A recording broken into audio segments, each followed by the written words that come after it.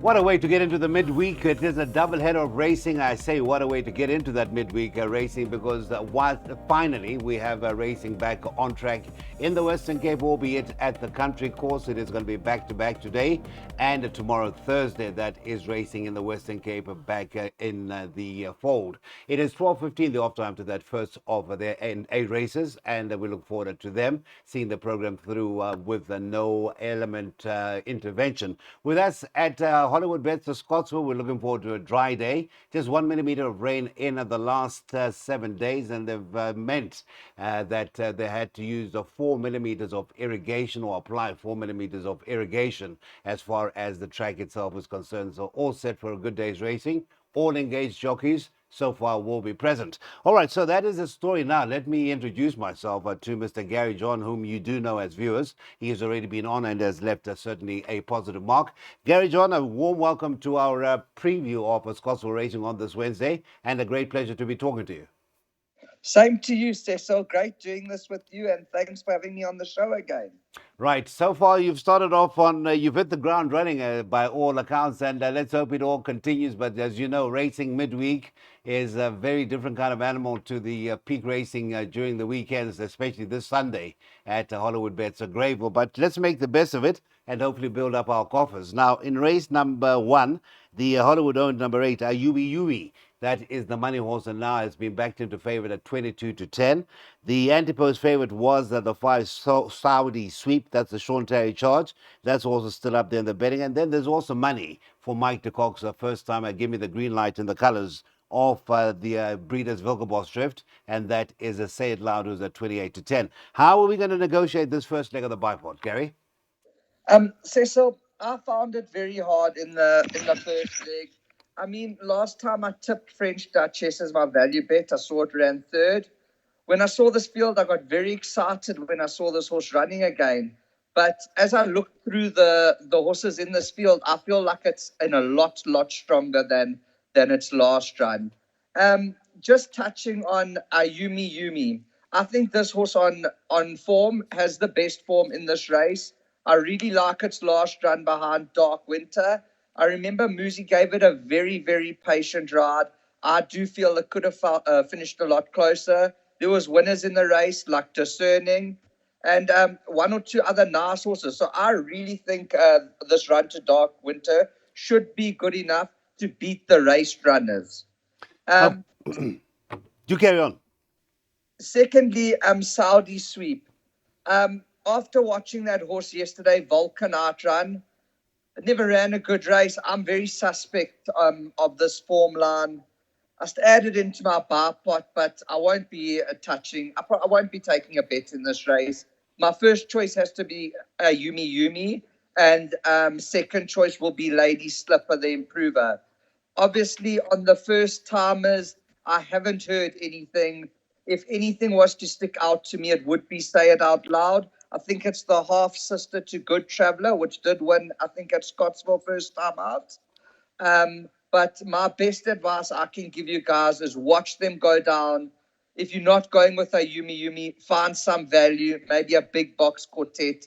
There could be a result here. Yes, but certainly integral in that quartet by your recommendation, 8, 13, and 6. Obviously, when you box them, there it is, 6, 8, and 14 rather. That is the selections, and the 13 I'm sure you'd need to throw in there if you need one more horse. That is your bipod, a very, very, very inexpensive layout of 12 Rand, and it closes at 12:30 with the start of the first of our 8 races at Hollywood Bet Scottsville. All right, so we get into that PA, which starts with the running of race 2 at 1:05. We've had a couple of scratchings come through. They are the 1 Spring Willow and also scratched the 7 Lucky Spirit. Now, as far as favoritism is concerned, it is Mr. Richard Fourie teaming up once again with Mr. Gareth Van Sale. And it's Vian's Web coming off a lengthy rest 9-2. Number 8, Luhamba Pambili, rather. First time from the Hollywood, that is 7-2. It is 13-2 and a better bar those. Well, Richard Fourie, we do know Gary John has done very well with Gareth Van Sale, especially in the horses that are racing in the colors of Mrs. Trinicia Pillay, and I think the one that comes to mind instantly is Viam's Bomb. Yes, Cecil. I saw that. I think did it win 3 or 4 in a row, the other day? Indeed. Yes, indeed. Yeah, I thought it's probably its best run. I think that's a really nice stayer, to be quite honest. But going on Vion's web here, definitely a worthy favourite at 5 to 10.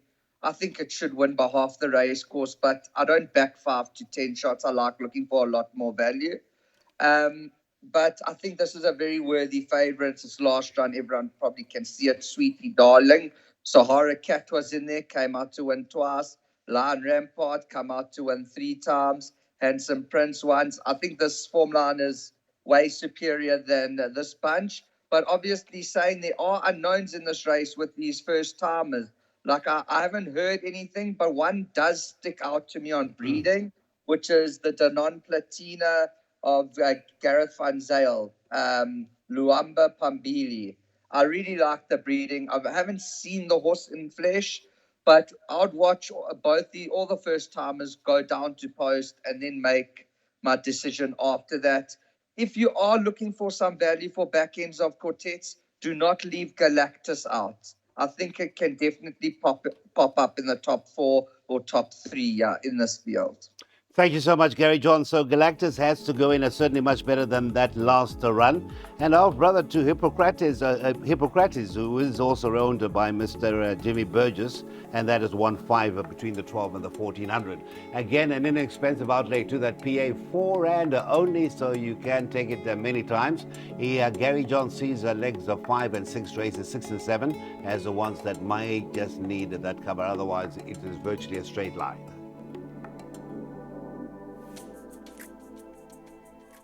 Don't forget, you can utilize our X handle or our WhatsApp numbers to get in touch with us. Feedback about our new tipsters who certainly are getting that positive trending around, and we certainly wish them well. Well, it's with one of those new tipsters, and that's Gary John. We're going to be discussing race number 3, and this is an ITEC Midlands maiden plate over the 1600 meters. We should be off with that first leg off the pick 6 at 1340, and as far as changes to the card, it's 11 runners carded. That's a form update. Number 10, Cliffs of Moher. That finished 9th of 15.5 lengths behind the winner, and that was Mike's Mazarin, and that is over a distance of 1,750 meters. As far as the betting for race number 3 is concerned, while the 11 Captain Masala, rightly so, your favorite at 2-1. 22 to 10 about numbers 4, Lancia, and adjusted into 22 to 10 is the 7, Milan's World. Now, Gary John, it is the start of the pick 6. Can we go light, or do we go a bit wide here to just ensure our safe passage through? Cecil, I took my chances here. If my horse is my best bet on the day, I'm going to bank it in my pick 6. I'll talk on Milan's World as a start, because this is my best bet on the day. I don't see it getting beat, and I also don't see any question marks besides one, the travelling from Joburg to Durban. Going back to its last run to Bacchus, there was a horse that finished 3rd called Diwali Rocket. It came out to beat Bay Express. And let me tell you something. This Bay Express looked like a really, really nice sort. So I think this form line is definitely strong enough. I see a horse that ran behind it, Antonio Goldie. It's been there, but it's done nothing wrong. And then just going to the run back to Valdiva, sorry. That horse Skittle Scars that ran second. I know it ran a disappointing race the other day, but those form lines you've got there's Mount Pinatubo, very strong form lines. Bacchus, we know, came out and won. In my opinion, this is definitely the horse to beat. I think the 1600 meters is going to be better for it. Then just touching on other runners, Lancia must be a danger. I do believe, I watched the replay with Lancia and Captain Marsala. I think Lancia is going to beat Captain Marsala today. I know it's got Farid on it from Draw 11, but this horse has been given a lot of chances, to finish his races. So I don't know. I've sort of given up on it. and I'm going with the improver in the race, Milan's World. It's my clear first choice. Well, you certainly sold the idea that this is your best bet. The 7 Milan's World are from the stable of Sean Terry, and it is a bank in that first leg, the 7, and a bank in leg 2 as well. French Trip, that is the 7 as well for the Duncan Howell stable. A recent relocatee from the Western Cape will touch on that race shortly. It's the first leg of the pick 6 off at 20-2.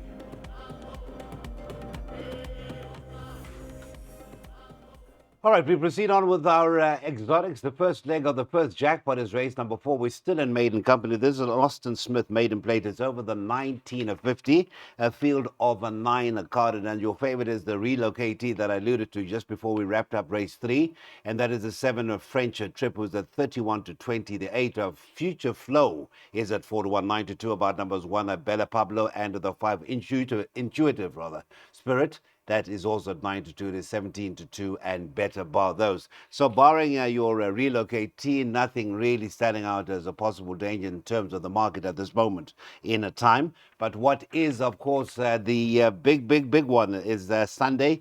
Lots of excitement where I am, Mr. Gary John, about the meeting on Sunday. Some even saying an even more exciting proposition than the July card. Do you agree?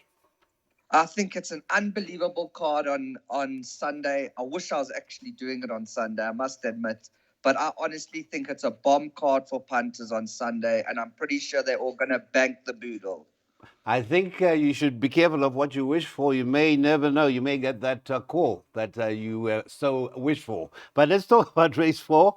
And your favorite 31-20. Do you know much about this 3-year-old son of Trippy? Did you watch much Western Cape racing as far as the French Trip is concerned? Cecil, to be quite honest, I never really watched any of these replays. When I saw Bella's Pablo was running in this field, I got very excited because I know there was a horse called Nocturnal Flight that came out to win the other day. Mm-hmm. This came out of that. It ran a very good race to Notable on the poly. But then you go down the line to French Trip. I kept on seeing all the races.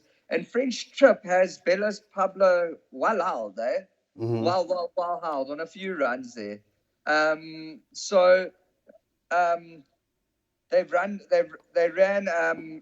Trip, Bella's Pablo ran together to Lockheed Lightning. French Trip beat it by 5 lengths. And there's one more. No, that's it. They've run together once, and there was a 5-length beating. So, do you carry on?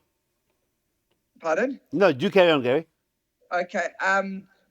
Just looking at the only question is the horse traveling down and what has happened to the horse. To me, Duncan Howell's yard has turned for the best. So I have to give my first choice to the horse that's beaten Bella's Pablo, French Trip. It is my clear first choice, but I do have healthy respect for Magic Patrick. If you look at its gravel turf run over the 2200, this horse was very unlucky, and I feel it could have finished a lot closer. And then there's another horse called Evie's Horizon. I think it's 40-1 in this field. The one run it has, Evie's Horizon has actually beaten a horse called Noble Warrior. And if you see a lot of the horses in this field, Noble Warrior has beaten. I'm not saying it's going to win, but at 40-1, you've got a couple fancy runners held. Why not a small place bet or add it in? You can't get hurt. I have gone banker in my pick 6 and jackpot with French Trip. I might take one and put field. I'm not sure, but French Trip should be a lot better than this field. All right, so there it is, the jackpot bank of the 7, who is currently showing at a 31-20. And just to give you an update, number 3, Evie's Horizon, is now at 45-1. 14-15, half time to a maiden plate over the 1950, leg 1 of jackpot 1. Our X-handle constantly scrolls at the bottom of the screen, as does our WhatsApp number. Do get in touch. The season is drawing to an end. Richard Fareed suggested that he thinks his final tally for the season will be 380. Well, many beg to differ. Today is a case in point where he could possibly get very close to that 380. And then, of course, Sunday, he has got big engagements. You've got Future Pearl, you've got Lucky Lad. all part of the mix on a Sunday. That is Gold Cup Day, and destination is Durban. Right, let's talk about race 5. The 7 Trottoir Quatre. We finally got that overdue win. Is your favorite at 3-1. The 9 Willows Wish is at 7-2, 9-2. About numbers 2 Pardonom and the 4 Nat Yam, also 9-2, 8-1, and better bar those quoted runners. Trottoir Quatre, Gary John, is the horse that we were beginning to give up on, but when it did get that win, it was certainly eye-catching, and now I've gone up at that £7 in the ratings, but has a 4 kg claimer aboard. Mike has put a 4 kg claimer aboard the Bourbon Pluckies. Where do you rate that in your selections? I have to add it in, Cecil. I mean, it was really nice to see the old Trottoir Cat come back to form. Just a little stat for the public to know. It's actually had one run at Scottsville over the 1950. It was a maiden, but it beat like a decent horse. So it's had one run for one win at Scottsville, which is always nice to know. I do give it a good chance. I don't know if the Appy's going to be able to handle this horse.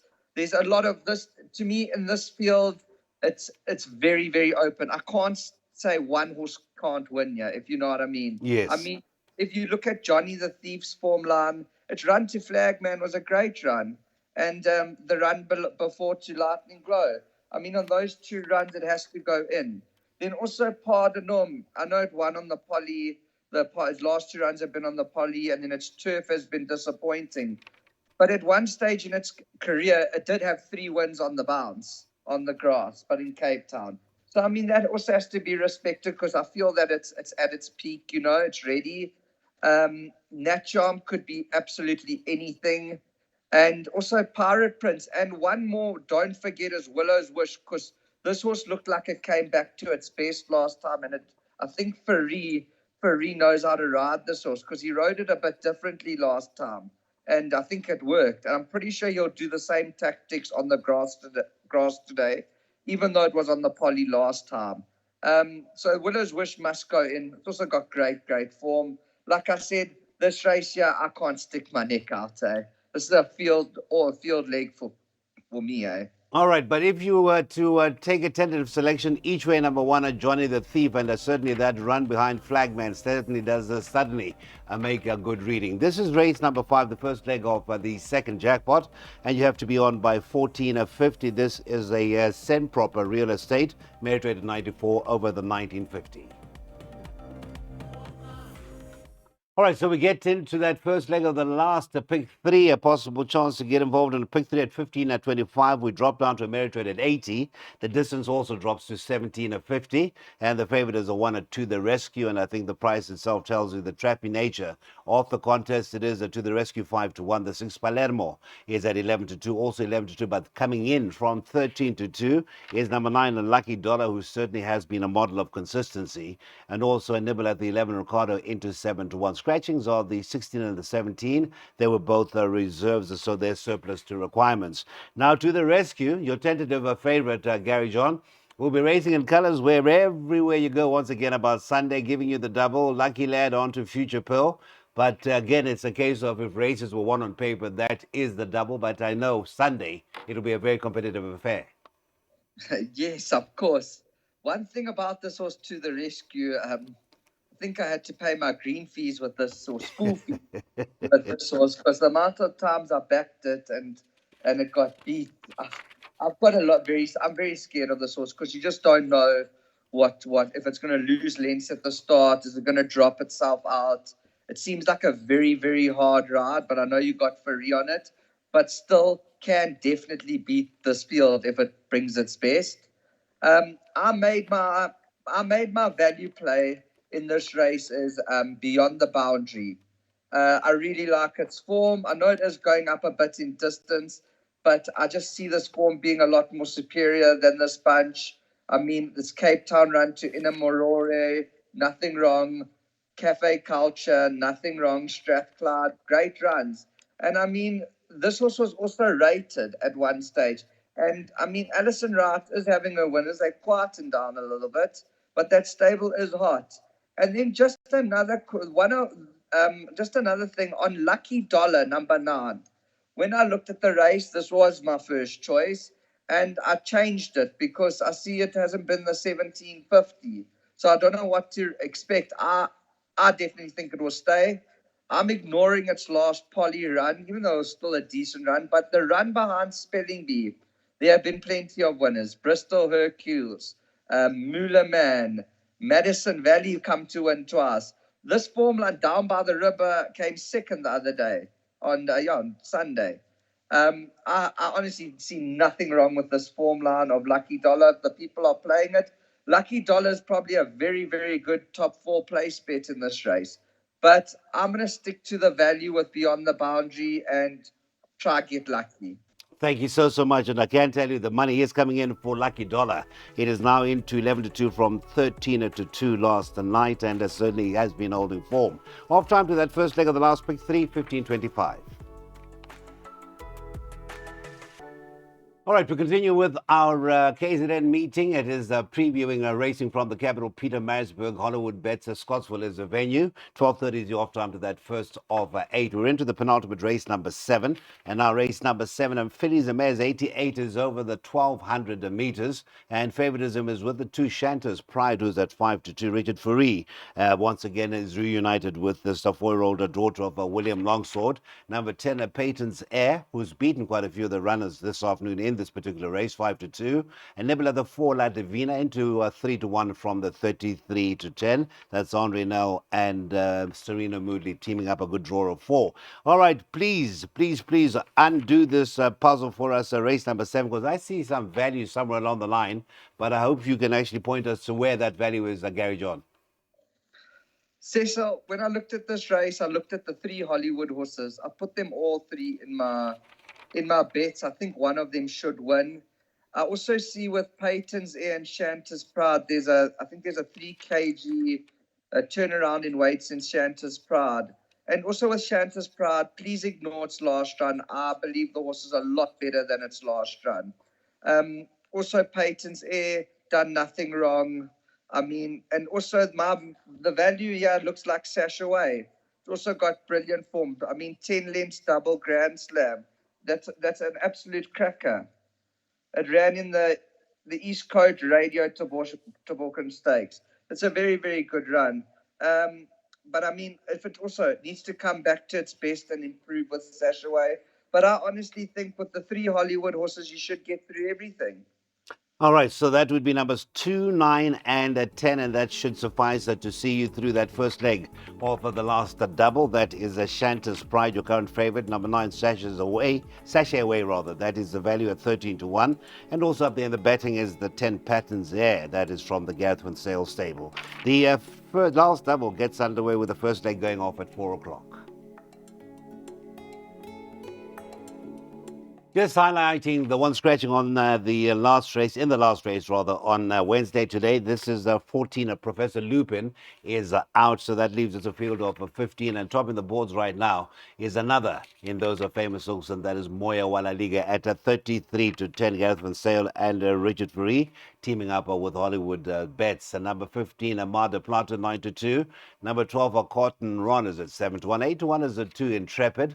And then it says Nibble at the 6, a License to Thrill. Now, that's been shortened in from 15 to 1 to 10 to 1, a License to Thrill. And that is a Saddlecloth, the number 6, Mike Miller, with the services of Stable Elect. And that is a Tristan Godden. Right, this is the last of the afternoon of Fire Tonic. Last couple of runs, not what it has produced the previous, when it's notched up at 2 runs on the trot. Which way are you going, Gary John? Cecil, I'm very, very strong in the camp of Moya Yala Liga. When I was looking at the card today, I was in between making my best bet, Moya Yala Liga. And I know in the early part of the afternoon, the first leg of the Pick 6, you had the 7 Milan's Gold. Yes. Sorry. I was in between those 2 horses. I believe they both got a win, so take a double if you can. I see its form line being very, very strong. I mean, it's Cape Town form, 1.3 lengths King of Gauls, 2.4 lengths Teflon Man, 0.75 Cafe Culture, and then before that, 2 in a row at Scottsville. I really and truly believe this form is much better than this field. It's got Ferrari on board. And if I was looking at one or two dangers, I'd be maybe looking at number 2, Intrepid, and License to Thrill. Yes, as mentioned, the License to Thrill has been supported. And just before we round off, form update from Sunday, number 12, Cotton Ron finished as second, 1.20 lengths behind the consistent Northern Warrior, and that was an American 63 over the 1,000 meters. Gary John, unfortunately, we have everything has to come to an end. All good things come to an end. And for this morning, thank you very much for joining us, and really look forward to your input as the days go forward.